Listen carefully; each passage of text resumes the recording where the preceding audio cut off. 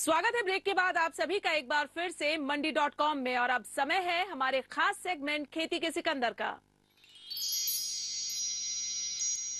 आज की हमारी कहानी इस लिहाज से कुछ अलग है कि इसमें ना तो खेती से किसान की समृद्धि का गुणगान है और ना ही किसानी के किसी विशेष अनुसंधान की चर्चा।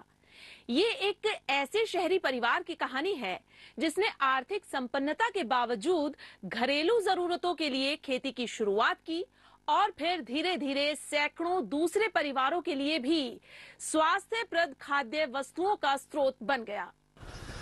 खेती आमतौर पे किसान की मजबूरी होती है, आजीविका की मजबूरी। लेकिन पिछले कुछ वर्षों में हमने युवा किसानों की एक ऐसी बड़ी संख्या उभरते देखी है जिनके लिए दरअसल खेती शौक का विषय है।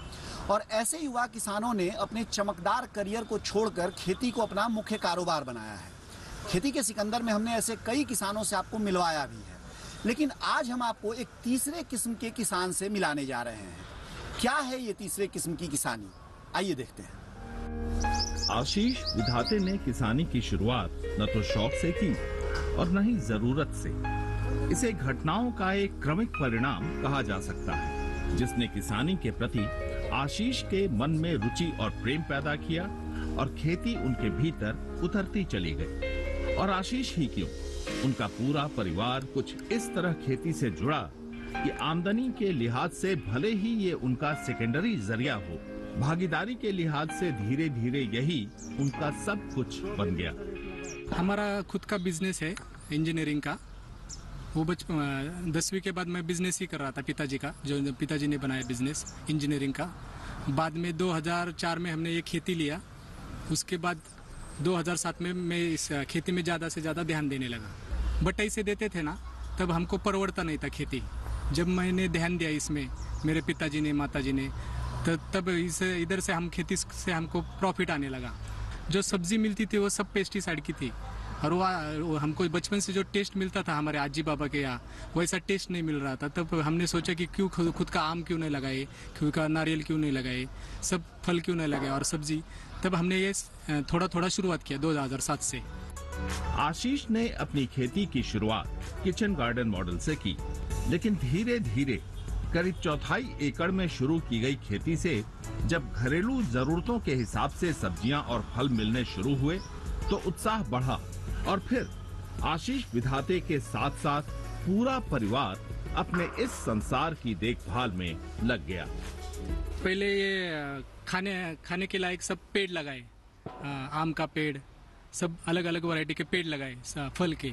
उसमें इंटरक्रॉपिंग के लिए मैंने ये 5 गुंठे में सब्जी लगाई, मेथी, कोथंबीर, करडई, शेपू, और उसमें भिंडी सब जो दिन में जो हमको जो लगता है सब्जी वो सब उस खेत में मैंने उस 5 गुंठे में लगाई। उसमें मेरे को ज़्यादा इंटरेस्ट बढ़ने लगा। मेरे पिताजी माताजी का भी इंटरेस्ट बढ़ने लगा, मेरे फैमिली का। उनको लगा कि हम अपना खुद का सब्जी मिल रहा है तो वो भी इधर ध्यान देने लगे। सुबह जिम जाने से वो इधर आने लगे। पहले कोई नहीं आता था इस खेत में। वो हमारा जो किसान था ना, जिसको हमने बटाई से दिया था, वही करता था। फिर हम ये ध्यान देने लगे तो इधर से और प्रोडक्शन मिलने लगा। हालांकि ये खेत जैसा अभी आपको दिख रहे हैं करीब 1 दशक पहले वैसे नहीं थे। सब्जियों की खेती के लिए पानी सबसे महत्वपूर्ण तत्व है, लेकिन यहाँ बोरवेल नहीं था। इसी तरह खेतों की चहारदीवारी नहीं थी और देश के बाकी हिस्सों की तरह यहाँ भी मजदूरों की भी किल्लत थी। मेरे को पहले परेशानी आई कि मेरे पास बोरवेल नहीं था, ये कंपाउंड नहीं था। तब मैं सब जो लगाता तो ये सब चोरी होता था। पानी का जो ये क्या बोलते हैं हम उसको, पानी का जो पाइप रहता है वो चोरी होते थे, इधर के पौधे चोरी होते थे, इधर के फल चोरी होते थे।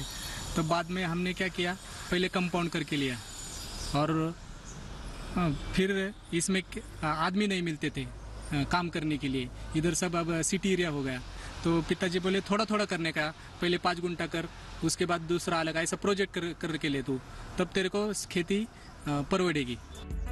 लेकिन कुछ ही महीनों में जब एक एक कर सारी कमियां पूरी हो गईं और खेती का एक सिस्टम तैयार हो गया, तब आशीष और उनके परिवार ने मिलकर फलों और सब्जियों के किस्मों में विस्तार करना शुरू किया। और अब इन खेतों में साल के दौरान कुल मिलाकर करीब 30 तरह के फल और 50 तरह की सब्जियां पैदा हो रही हैं। जो ये जंगल मॉडल लगाया ना, जिसमें सब 29 प्रकार के फल है, उसमें हम उसके जो धूप रहता है उसके नीचे जो सीजनेबल जो सब्जियां रहती है वो लगाते हैं। जब ठंडी का मौसम आता है उसमें स्ट्रॉबेरी लगाते हैं। जब धूप का सीजन आता है धूप तब हम उसमें बैंगन लगाते हैं, भिंडी लगाते हैं, मिर्ची लगाते हैं। जैसे सीजनेबल जिसमें हमने स्टडी किया है वो सब सब्जियां और फल लगाते हैं छोटे छोटे।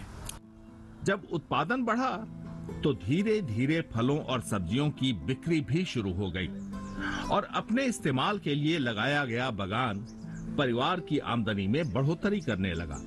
इसी दौरान आशीष विधाते की किसानी में एक और अध्याय की शुरुआत हुई और वो थी मेडिसिनल प्लांट की खेती। ये खेती भी किसी योजना का हिस्सा नहीं थी, बल्कि घटनाओं का एक क्रमिक विकास भर था, क्योंकि पूरी तरह जैविक रूप से की जा रही इस खेती के बारे में जब बात फैली तो कई वैद्यों और आयुर्वेदिक चिकित्सकों ने स्वयं आशीष से संपर्क कर अश्वगंधा, तुलसी, सतावर जैसे पौधे उगाने का अनुरोध किया।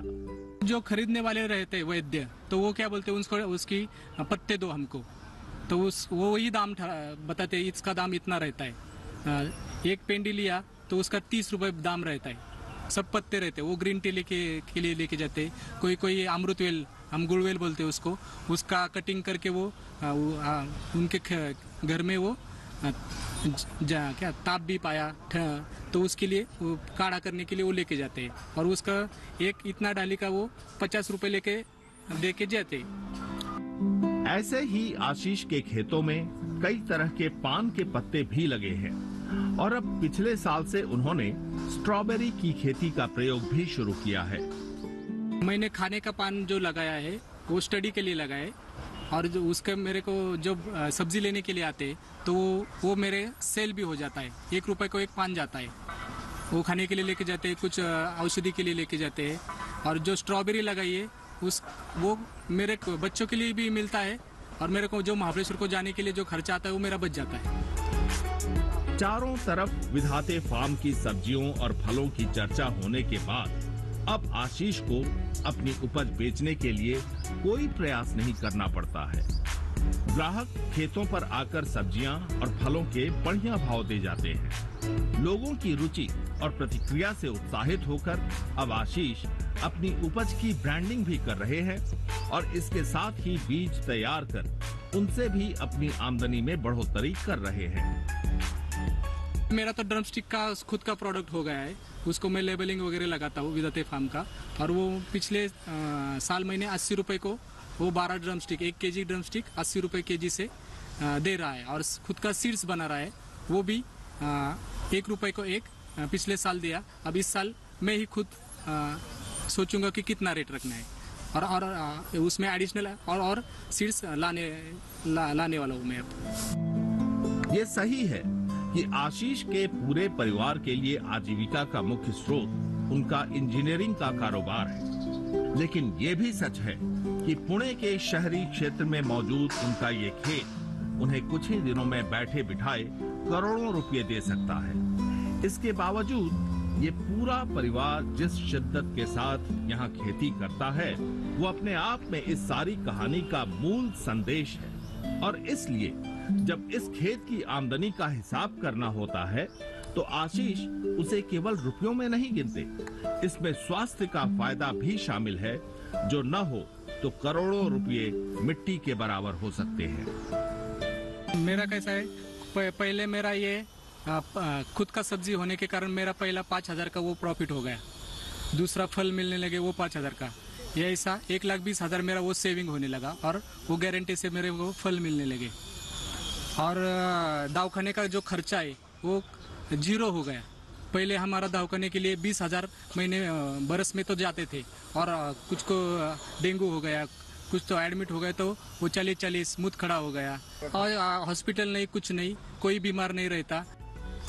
आशीष विधाते का दावा है कि उनकी खेती सुभाष पालेकर के 0 बजट मॉडल पर आधारित है। हालांकि पालेकर से प्रशिक्षण लेने से पहले भी वे जैविक विधि से ही खेती कर रहे थे, लेकिन ट्रेनिंग में उन्हें कुछ खास जैविक सॉल्यूशन बनाने की विधि की जानकारी मिली, जिसमें घरेलू साधनों का ही इस्तेमाल होता है। साथ ही उन्हें बीजों का स्वयं उत्पादन करने की प्रेरणा भी मिली। इन तरीकों ने उनका खर्च बेहद कम किया, जिससे आधे एकड़ के इस खेत से होने वाली सारी आमदनी उन्हें लगभग बचत के रूप में ही मिलने लगी।